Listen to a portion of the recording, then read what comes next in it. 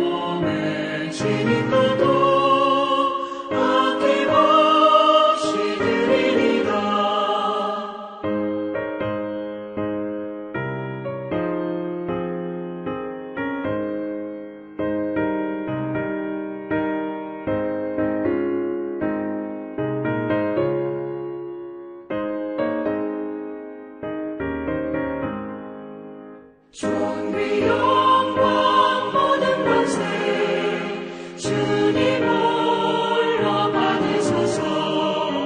멸시천대 십자가는 제가 지고 가오리다. 이름 없이 밑도 없이 감사하며 섬기리다. 이름 없이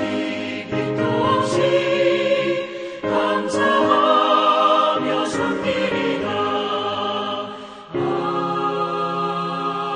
아멘. 함께 기도하겠습니다. 주님 감사드립니다. 오늘도 우리 삶 가운데 함께 하시고 우리를 말씀의 자리로 불러주심에 감사드립니다. 오늘도 말씀 안에 살아가며 하나님의 뜻을 이 세상 가운데 전할 수 있도록 우리를 사용하여 주시옵소서. 오늘 중보기도 학교가 개강됩니다. 이 중보기도 학교를 통하여서 우리 교회 가운데 더욱더 많은 중보자들이 세워질 수 있도록 주님 축복하시고 하나님의 마음을 시원케 하는 기도하는 사람들이 넘쳐날 수 있도록 우리 교회를 축복하여 주시옵소서. 오늘도 함께 하시는 주님을 찬양하며 주 예수 그리스도의 이름으로 기도드립니다. 아멘. 함께 말씀 보도록 하겠습니다. 오늘의 말씀은 에스라 2장 36절 말씀부터 58절까지 말씀입니다. 제사장들은 예수아의 집 여다야 자손이 973명이요. 임멜 자손이 1050명이요. 바술 자손이 1247명이요. 하림 자손이 1017명이었더라. 레위 사람은 호다위야 자손 곧 예수아와 감미엘 자손이 74명이요. 노래하는 자들은 아삽 자손이 128명이요. 문지기의 자손들은 살룸과 아델과 달문과 압국과 하디다와 소베 자손이 모두 139명이었더라. 느디님 사람들은 시아 자손과 하수바 자손과 답바오 자손과 게로스 자손과 시아하 자손과 바돈 자손과 르바나 자손과 하가바 자손과 아쿱 자손과 하갑 자손과 시물레 자손과 하난 자손과 깃델 자손과 가할 자손과 르아야 자손과 르신 자손과 느고다 자손과 갓삼 자손과 우사 자손과 바세아 자손과 베세 자손과 아스나 자손과 무우님 자손과 누부심 자손과 박북 자손과 하그바 자손과 할훌 자손과 바술룻 자손과 무히다 자손과 하르사 자손과 바르고스 자손과 시스라 자손과 데마 자손과 느시야 자손과 하디바 자손이었더라. 솔로몬의 신하의 자손은 소대 자손과 하소베렛 자손과 부르다 자손과 야알라 자손과 다르곤 자손과 깃델 자손과 스바다 자손과 하딜 자손과 보레렛 하스바인 자손과 아미 자손이니 모든 느디님 사람과 솔로몬의 신하의 자손이 392명이었더라. 아멘. 주 안에 사랑하는 성도 여러분, 오늘은 에스라 2장 말씀을 통해 무너진 예배를 다시 세우는 사람들이라는 주제로 은혜를 나누고자 합니다.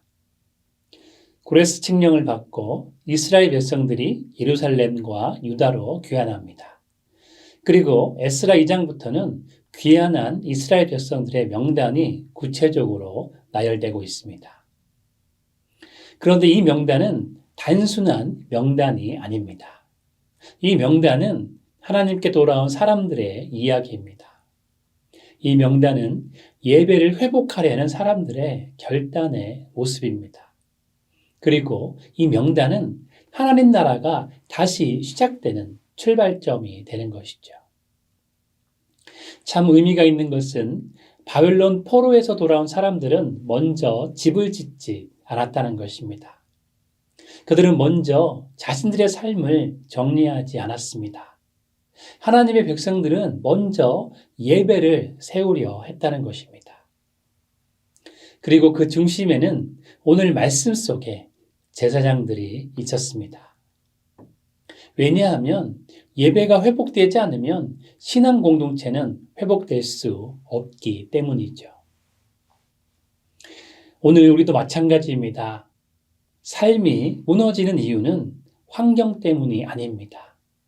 예배가 무너졌기 때문에 삶이 무너지는 것입니다. 그래서 하나님은 오늘 우리에게 예배를 온전히 세우는 것에 중요성을 말씀하고 계신 것이죠. 첫 번째로 함께 나눌 것은 예배의 회복은 사명으로 돌아오는 결단에서 시작된다는 것입니다. 본문 말씀을 보면 제사장들이 돌아온 명단을 말씀하고 있습니다. 예수야의 집, 여다야의 자손, 임멜의 자손, 바스훌의 자손, 하린 자손들이 돌아오고 있습니다. 그런데 중요한 것은 이들은 단순히 고향으로 돌아온 사람들이 아닙니다. 이들은 사명을 붙잡고 돌아온 사람들입니다. 왜냐하면 제사장은 예배를 책임지는 사람들이기 때문입니다. 오늘 말씀에 흥미로운 점이 있습니다. 그것은 무엇이냐면 다른 사람들의 숫자보다 제사장들의 숫자가 많았다는 것이죠. 예루살렘과 유다로 귀환한 사람들의 명단을 비교해 보면 제사장의 수가 월등히 많다는 것을 볼 수 있습니다. 왜 그랬을까요?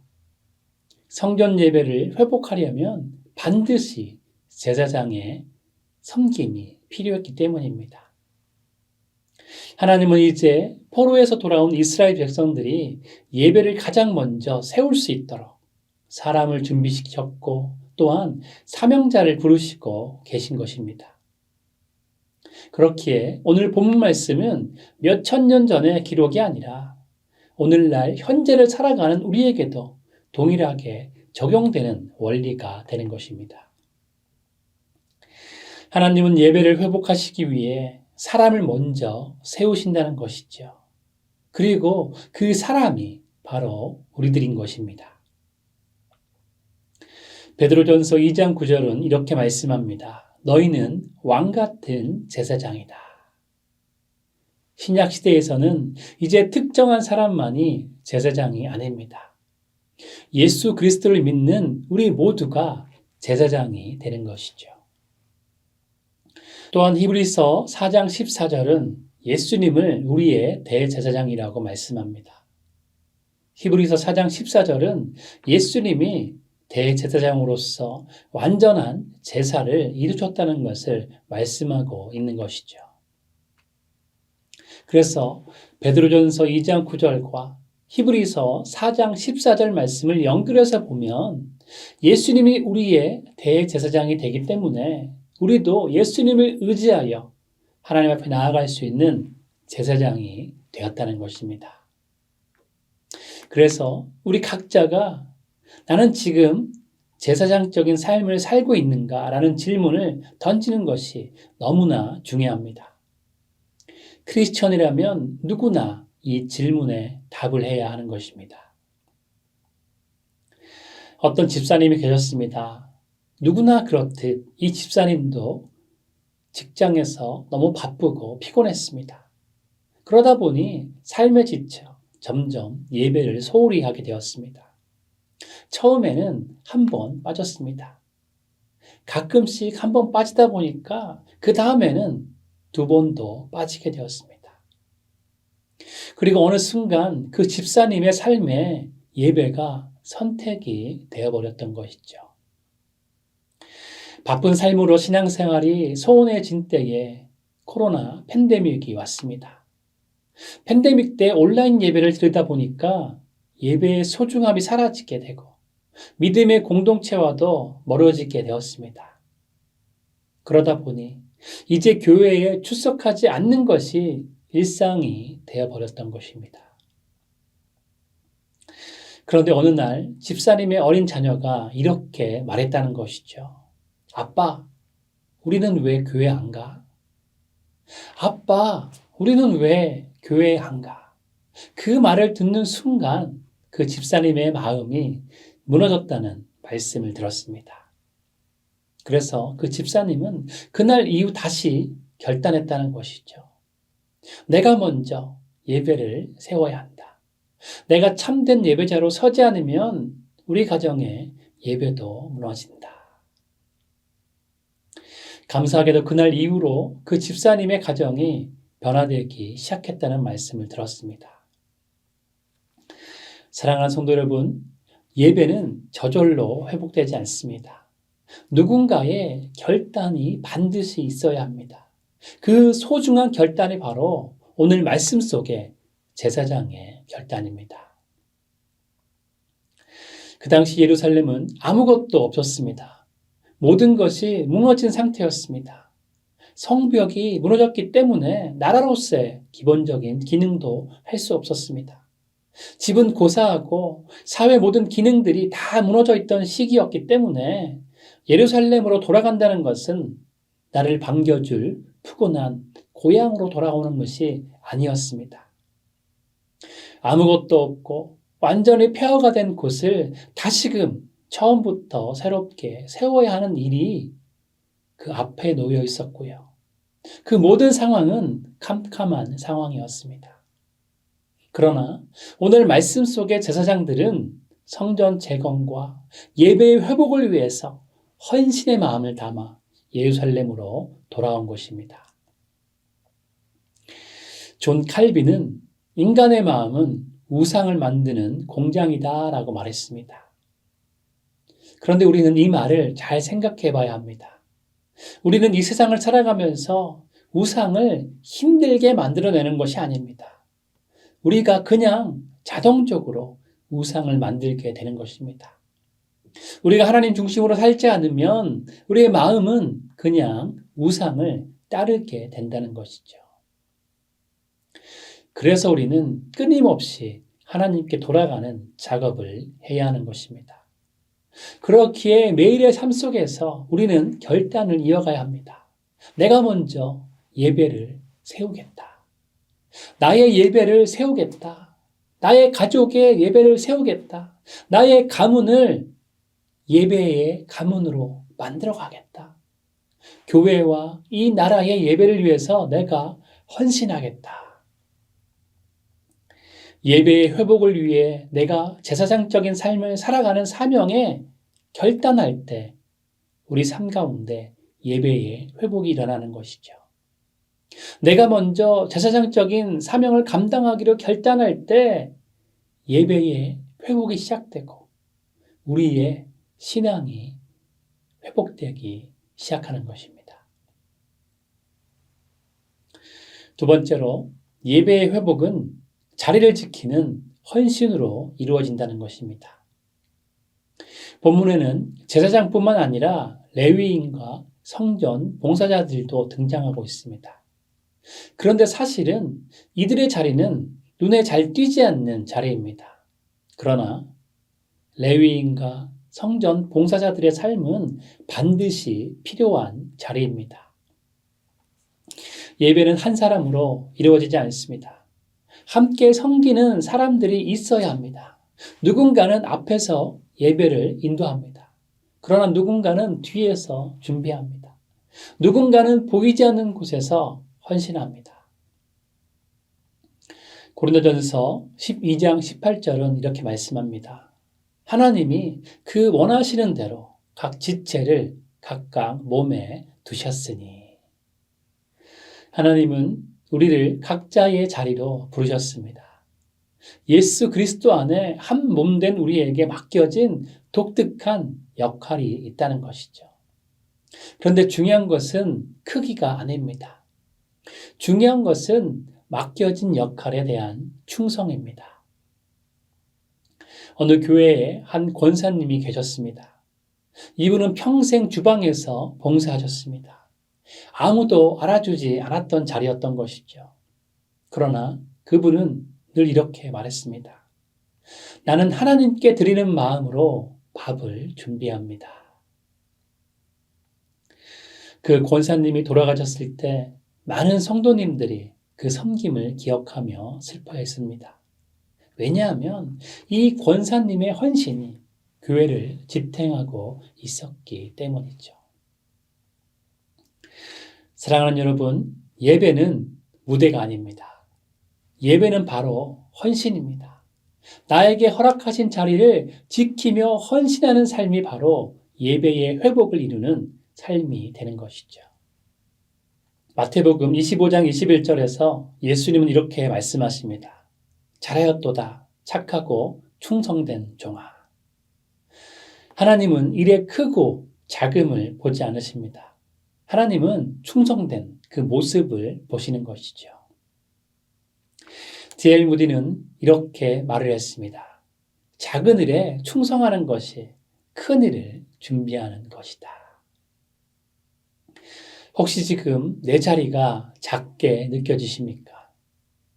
아무도 알아주지 않는다고 느끼십니까?